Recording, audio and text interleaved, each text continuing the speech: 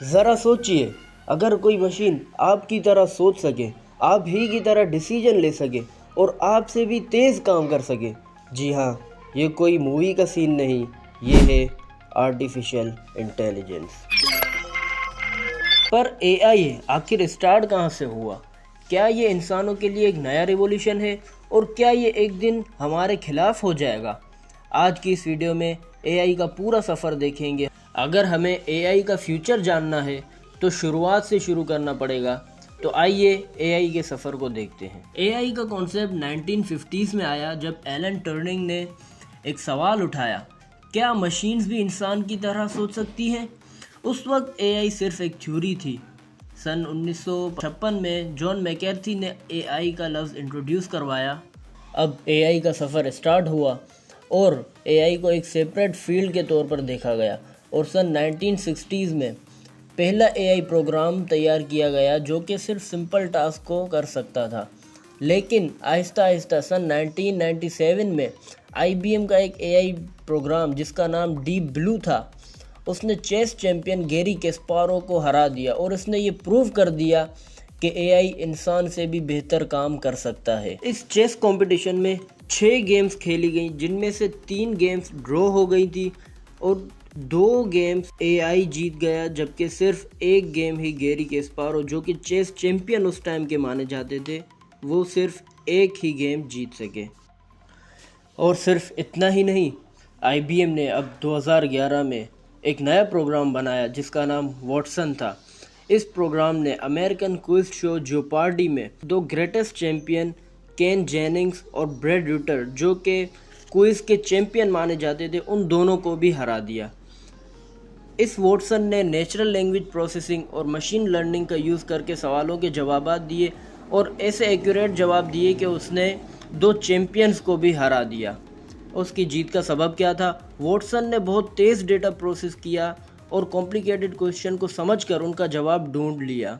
इस तरह उसने बिल्कुल एक्यूरेट जवाब दिए और अपनी सक्सेस को यकीनी बनाया। और आज trivia apps, online quiz competition और डिबेटिंग कंपटीशन में भी एआई ह्यूमन से कंपटीशन कर रहा है। एआई टूल्स जैसे चैट जीपीटी, गूगल बार्ड बहुत तेज़ और एक्यूरेट जवाब दे सकते हैं। और अब एआई सिर्फ रिसर्च का टॉपिक नहीं रहा, बल्कि अब ये हमारी डेली लाइफ का हिस्सा बन चुका है। एआई आज क्या कर रहा है?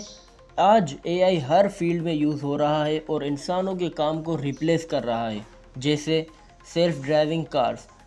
आज टेस्ला, वेमो और बेडो जैसी कंपनीज ऐसी कार्स बना रही हैं जो बिना ड्राइवर के चल सकती हैं। ये कैमरास, सेंसर्स और एआई एल्गोरिथम का यूज़ करके ट्रैफिक को समझ सकती हैं।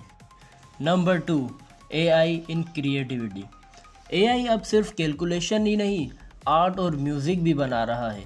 एआई टूल्स जैसे मिडजर्नी, डेल-ई प्रोफेशनल लेवल्स की पेंटिंग्स और इमेजेस बना सकते हैं और एआई प्रोग्राम्स अब सॉन्ग्स कंपोज भी कर सकते हैं और लिरिक्स लिखने भी लग गए हैं। Number 3, AI in health care. जी हाँ, एआई अब हेल्थ केयर के प्रोफेशन में भी आ चुका है। एआई अब कैंसर डायग्नोस कर रहा है, रोबोटिक सर्जरीज हो रही हैं और AI based medical assistant doctor की हेल्प कर रहे हैं। फ्यूचर में क्या एआई डॉक्टर की जगह लेगा? ये सवाल मैं आप पर छोड़ता हूँ, आप मुझे इसका कमेंट में जवाब दीजिए। Number 4, AI in stock market and business. AI financial market analysis कर रहा है, ट्रेडिंग बोर्ड्स रियल टाइम में स्टॉक्स बाय और सेल कर रहे हैं। इंसान अभी सोच ही रहा होता है और एआई ऑलरेडी डील कर चुका होता है। Number 5, AI in customer service. Chat GPT, Google Bard और एआई पावर्ड चैटबॉट्स अब ह्यूमन कस्टमर सपोर्ट एजेंट से भी ज़्यादा तेज़ हैं। अब बैंक्स, ई कॉमर्स और हेल्पलाइंस पर एआई बेस्ड असिस्टेंट्स काम कर रहे हैं। मतलब ये है कि एआई अब सिर्फ असिस्टेंट ही नहीं बल्कि डिसीजन मेकर भी बन रहा है। क्या एआई इंसानों की जॉब्स ले लेगा? तो इसका जवाब है एआई ऑलरेडी जॉब्स रिप्लेस कर रहा है। देखिए कौन कौन सी जॉब्स हैं जो कि रिस्क पर हैं।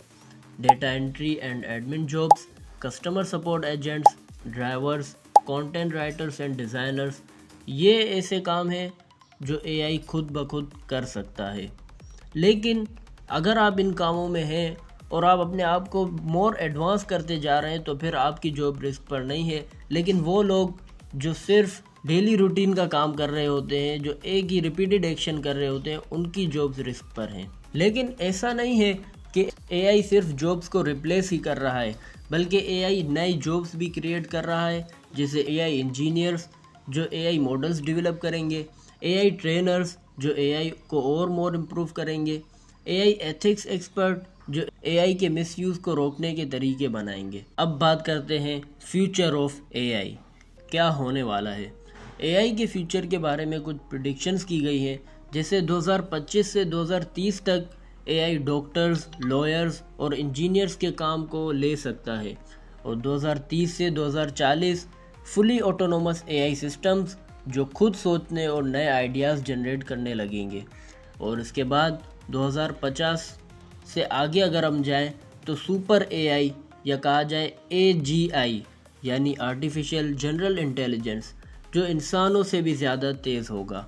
मतलब एक ऐसी एआई जो सिर्फ एक काम ही नहीं बल्कि हर काम कर सकती है। क्या एआई हमसे कंट्रोल छीन लेगा? तो ये सबसे बड़ा सवाल कि एआई हमारा फ्यूचर है या हम एआई का फ्यूचर हैं। अगर एआई खुद इवॉल्व होने लगे और इंसानों को अननेसेसरी समझने लगे तब क्या होगा? कुछ साइंटिस्ट का कहना है कि एआई अगर ज़्यादा पावरफुल हो गया तो ये इंसानों के लिए खतरा बन सकता है। एलोन मस्क और स्टीफन हॉकिंग ने भी एआई के डेंजर्स के बारे में वार्निंग दी थी, लेकिन अब ये सिर्फ वक्त ही बता सकता है। इस बारे में आपकी क्या राय है, कमेंट्स में ज़रूर बताएं। अगर वीडियो पसंद आई तो लाइक करें, शेयर करें और फ्यूचर के लिए रेडी हो जाएं।